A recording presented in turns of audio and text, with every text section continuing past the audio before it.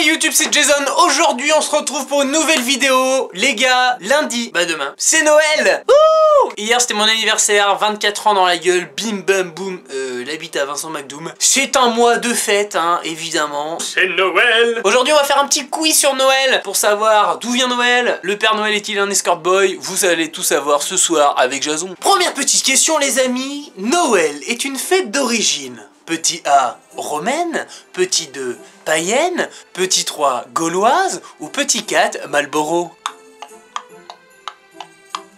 C'est une fête romaine, hein, ce sont les Romains qui ont instauré Noël. C'est une fête qui est fêtée majoritairement dans la nuit du 24 au 25 décembre, et également le 25 décembre toute la journée. C'est donc une fête chrétienne qui commémore la naissance de Jésus de Nazareth. Jésus, Noël, Rome... Deuxième question. Pourquoi Noël est fêté le 25 décembre? Petit 1, parce qu'il n'y en avait pas de jours fériés en décembre, donc on s'est dit c'est pas con. Petit 2, pour remplacer une fête païenne. Petit 3, bah parce que le Père Noël il est en vacances en juillet, donc il peut pas venir. Petit 4, pour commémorer le baptême de Clovis, le roi des Francs. Noël est fêté le 25 décembre pour remplacer la fête païenne de Sol Invictus, qui veut dire le soleil invincible. Cette fête païenne était le 25 décembre parce que c'était là où les jours se rallongeaient et du coup on allumait de grands feux pour Viens à nous, Sol Invictus! Et les chrétiens ont vite associé le Christ au soleil, qui était désigné comme le soleil levant. D'ailleurs, un verset de la Bible dit « Le peuple qui marchait dans les ténèbres a vu se lever une grande lumière ». Et du coup, vu que c'était le jour où les jours se rallongeaient, et le Christ est associé au soleil, le soleil qui se lève, bim bam boum, on a placé ça le 25 décembre. Parce que voilà, ça remplaçait la fête païenne pour dire « Fuck les religions païennes ». On va placer notre religion, donc nos fêtes, et bim, on a évincé cette fête païenne pour mettre... Le 25 décembre, Noël, naissance du Christ, naissance du soleil. Ouh, que de symboles! Question numéro 3, quel arbre est décoré pour Noël? Petit 1, le sapin, petit 2, le sapin, petit 3, le chêne ou petit 4, le fenouil. Oh là là, je sais pas. C'est votre dernière bafouille. C'est évidemment le sapin, mais pourquoi? Les Celtes avaient adopté un calendrier basé sur les cycles lunaires, et à chaque cycle lunaire, il y avait un arbre qui était associé. Et le 24 décembre, c'était l'épicéa. Et c'est seulement à partir du 12e siècle que la tradition du sapin est arrivée en Europe, et plus précisément en Alsace. C'est donc les Alsaciens qui nous ont donné cette envie du sapin. À partir du 14e siècle, c'est là qu'on a commencé à décorer avec plutôt des pommes, des confiseries, des petits trucs assez sympathiques à manger. Et l'étoile qu'on pose sur le sapin, c'est l'étoile qui représente l'étoile de Bethléem, hein, l'étoile qui brille le plus pour guider les rois mages à Jésus. Et c'est en 1560 que les protestants instaurent vraiment l'idée du sapin pour Noël pour se démarquer des catholiques. Parce que les protestants et les catholiques, c'est un peu genre fuck la question quadro. À qui le Père Noël est-il souvent associé? Petit 1 à Patrick, le gars qui vit au PMU. Petit 2 à Saint-Pétersbourg. Petit 3 à Saint-Nicolas. Ou petit 4 à Saint-Play. Le Père Noël est souvent associé à Saint-Nicolas, et il y a d'ailleurs une grande ressemblance, ils ont tous les deux une barbe blanche, un grand manteau rouge. Et l'histoire raconte que la réforme protestante du XVIe siècle a supprimé la fête de Noël dans les pays d'Europe, mais les Hollandais ont gardé leur Sinterklaas et la distribution de jouets, et quand ils sont allés aux États-Unis, ils ont emmené avec eux leur Sinterklaas qui est devenu Santa Claus. Parce que les Anglais ont fait « Oh, ok, Sinterklaas, Santa Claus !» C'est beaucoup mieux, non? Je trouve. Yeah. Fuck. Et du coup, l'Amérique a un petit peu modifié et peaufiné et amélioré l'image qu'on a de notre Père Noël qui est beaucoup plus chaleureux et aimant de tous. Mais alors du coup, 5e question, qui a créé le Père Noël? Petit 1, Clément Clark Moore. Petit 2, Clark Kent. Petit 3, les Illuminati. Petit 4, Didier qui habite au coin de la rue là-bas.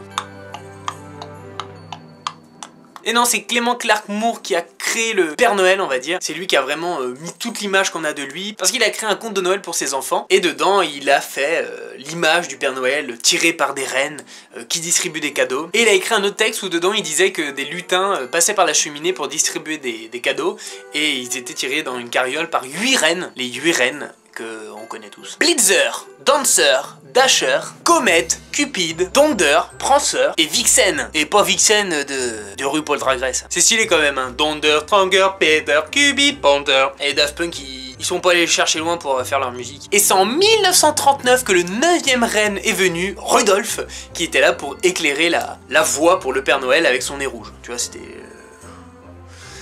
J'avais déjà inventé les phares. Hein. Question 6. Où vit le Père Noël? Dans un 9 mètres carrés à Paris, au pôle Nord, à Hawaï ou en coloc avec un lutin? C'est évidemment au pôle Nord, c'est grâce à un illustrateur en 1885 qui a dessiné le parcours de Santa Claus qui allait du pôle Nord aux États-Unis. Et après un autre écrivain a écrit que la résidence du Père Noël était dans les glaces et la neige du pôle Nord et qu'il était bien où il était. Hein. Question numéro 7. Quelle boisson très connue de gens autour de nous a rendu célèbre le Père Noël? Petit 1, Pepsi. Petit 2, Coca-Cola. Petit 3, Yop. Ou petit 4, Absolute Vodka. L'alcool est dangereux pour la santé. C'est évidemment grâce à Coca-Cola, hein, parce que la firme américaine très ingénieuse a demandé à Haddon Sundblom de dessiner le Père Noël qui devenait de plus en plus célèbre aux États-Unis en train de boire une bouteille de Coca-Cola. Comme ça montrait qu'il reprenait des forces pour aller distribuer les cadeaux et ça allait inciter les enfants à boire du Coca pour l'hiver pour choper de la force quoi. Du coup il l'a fait, il l'a dessiné et il a donné les couleurs de Coca-Cola au Père Noël, blanc et rouge. Il y a eu un peu Saint-Nicolas avec ses couleurs, mais Coca-Cola l'a bien marqué, et c'est grâce à Coca que c'est devenu célèbre. Il y a eu beaucoup de manifestations des chrétiens hein, qui n'étaient pas d'accord parce que Noël, de base, c'est la naissance de Jésus-Christ. Et là, on a mis le Père Noël plus important que ça, plus important que la fête chrétienne. Et il y a des chrétiens qui ont brûlé le Père Noël. Pas le vrai, hein, il est pas mort, hein, il est là, il va bien, il arrive demain. Hein. Mais après, ça s'est calmé, ils ont dit, bon, bah ok, bon, hop. On va boire un Coca. Question 8. Pourquoi est-ce qu'on mange toujours une bûche de Noël en dessert à Noël? Petit 1. Parce que Tati elle a pas ramené les Yoplait pour le dessert, du coup on a que ça. Parce qu'ils vendent que ça, putain, on peut rien d'autre manger. Grâce à une ancienne tradition, je sais pas, j'aime pas ça. Et ben c'est grâce à une ancienne tradition, parce que la bûche représente la bûche, hein, évidemment, et dans la tradition on mettait une bûche dans la cheminée pour brûler toute la soirée. Question 9, pourquoi est-ce qu'on offre des cadeaux à Noël? Petit 1, parce qu'on vit dans une société de consommation les gars, wake up! Petit 2, bah parce que je suis né le 25 décembre, donc c'est logique qu'on m'offre des cadeaux connard. Petit 3, parce que j'ai pas de sous, donc je demande aux autres de m'en offrir quoi. Ou petit 4, pour renforcer les liens sociaux quoi, ça met une énergie entre nous. Et oui, c'est pour renforcer les liens sociaux, parce que selon Gérald Bersoud, merci pour la prononciation, le fait de donner des cadeaux, c'est une sorte de don et un échange qu'on fait entre nous. Il n'y a aucun lien religieux, mais c'est vraiment une sorte de lien qu'on a entre les gens, et ça permet de renforcer nos liens sociaux et de rester plus unis entre nous, quoi.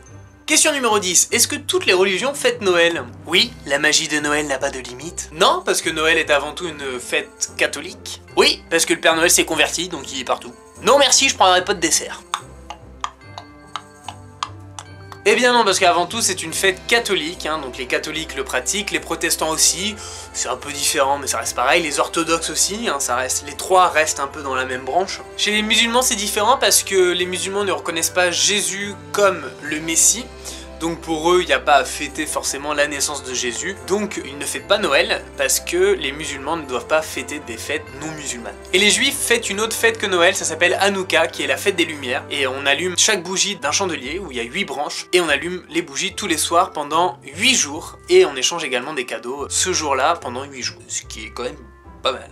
Et enfin question 11, la dernière question, the last question. Pourquoi on fait une crèche sous les sapins? Bah parce qu'il n'y a pas assez de place dans les crèches, alors on est obligé d'en faire une chez soi. C'est pour se rappeler les conditions de la naissance de Jésus. Bah parce que je l'ai gagné à la tombola, je sais pas où la foutre. Et pourquoi pas?